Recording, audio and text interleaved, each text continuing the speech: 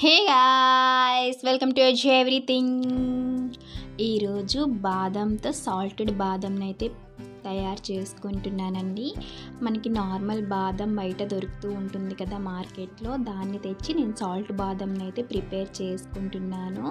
ఈ విధంగా తయారు చేసుకొని డబ్బాలో స్టోర్ చేసుకొని మనకి ఎప్పుడు కావాలంటే అప్పుడు తినొచ్చు అనమాట. మనకి మార్కెట్లో కూడా సాల్ట్ బాదం అనేది దొరుకుతుంది. కొంచెం కాస్ట్ ఎక్కువగా ఉంటుంది. నార్మల్ బాదం కంటే సాల్ట్ బాదం కొంచెం కాస్ట్ ఎక్కువ ఉంటుంది అనమాట.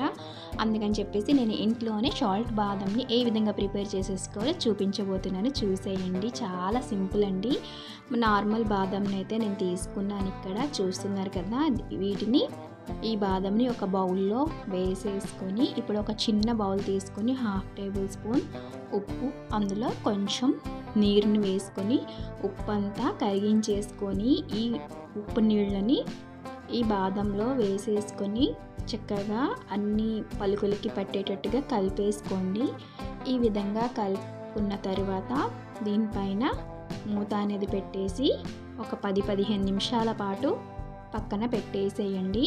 ఇప్పుడు స్టవ్ని వెలిగించి కడాయిని పెట్టుకోవాలి. నేను ఇక్కడ పాత కడాయి ఉంటే పెట్టుకున్నాను, ఫ్రై చేసుకోవడానికే కదా అని చెప్పేసి. ఇందులో నేను సాల్ట్ని అయితే వేసుకున్నాను. నేను తీసుకున్న సాల్ట్ అయితే కొంచెం తడిగా ఉంది. ఈ విధంగా సాల్ట్ని వేడి చేసుకోండి. సిమ్లో పెట్టుకొని చక్కగా ఫ్రై చేసుకుంటే జలజల రాలుతుంది అనమాట. చూస్తున్నారు కదా, ఇక్కడ ఇసుక మాదిరిగానే అయిపోయిందనమాట. ఈ ఉప్పు చోట మీరు ఇసుక తీసుకున్నా కూడా సరిపోతుంది. ఇసుక లేకపోయినట్లయితే ఈ విధంగా ఉప్పుని తీసేసుకుంటే సరిపోతుందన్నమాట. ఇప్పుడైతే ఈ మనం నానబెట్టి ఉంచుకున్నాం కదా బాదంని, ఉప్పు నీళ్ళలో ఎక్స్ట్రా ఉప్పు నీళ్ళు అయితే ఉంటుంది కదా, దాన్ని ఒక స్ట్రైనర్ తీసేసుకొని ఇందులో వడగట్టేసేయండి. ఈ విధంగా వడగట్టేసుకుంటే ఎక్స్ట్రా వాటర్ అంతా కిందకి వచ్చేస్తుంది. ఈ విధంగా చక్కగా ఇప్పుడు మనం దీన్ని పక్కన పెట్టేసేయండి. ఇప్పుడు ఇందులో ఉప్పు అయితే చక్కగా ఫ్రై అయిపోయింది కదా, ఇందులో మనం ముందుగా నానబెట్టి ఉంచుకున్న బాదం పలుకులను అయితే ఈ సాల్ట్లో వేసేసుకొని చక్కగా కలిపేసుకోండి. సాల్ట్ అంతా ఈ ముక్కలకైతే చక్కగా పట్టేసుకుంది కదా.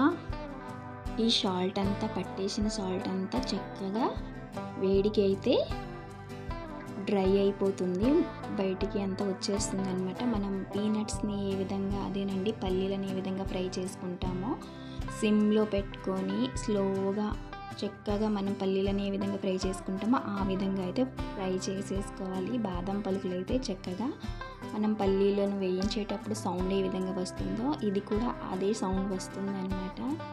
బాదం అంతా చక్కగా చూస్తున్నారు కదా చక్కగా ఫ్రై అయిపోయిందో.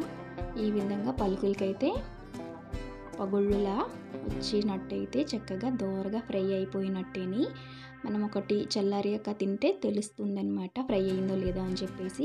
ఈ విధంగా చిల్లుల గరిటెతో చక్కగా సాల్ట్ నుంచి బాదంని సపరేట్ చేసేసుకోవాలి. ఈ విధంగా సపరేట్ చేసేసుకొని ఒక ప్లేట్లో వేసేసుకోండి. ఈ మిగతా సాల్ట్ అంతా ఉంటుంది కదా, వేస్ట్గా పారేయవలసిన అవసరం అయితే లేదు.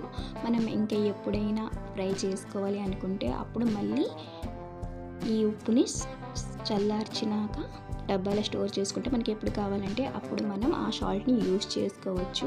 పల్లీలనైనా మనం ఫ్రై చేసుకోవచ్చు. అందులోని ఎంతో రుచిగా ఉండే సాల్టెడ్ బాదం అయితే రెడీ అయిపోయిందండి. ఈ సాల్టెడ్ బాదం అయితే చల్లార్చాక మనం డబ్బాలో స్టోర్ చేసుకుంటే మనకి ఎప్పుడు కావాలంటే అప్పుడు కొంచెం కొంచెంగా ఒక 4-5 పలుకులు నోట్లో వేసుకునేటట్టుగా తింటూ ఉంటే చాలా బాగుంటుంది. ఉప్పుగా చాలా బాగుంటుంది అనమాట బాదం పలుకులు అయితే. మరి ఈ వీడియో మీకు నచ్చినట్లయితే లైక్ చేయండి, షేర్ చేయండి, సబ్స్క్రైబ్ చేసేసుకోండి.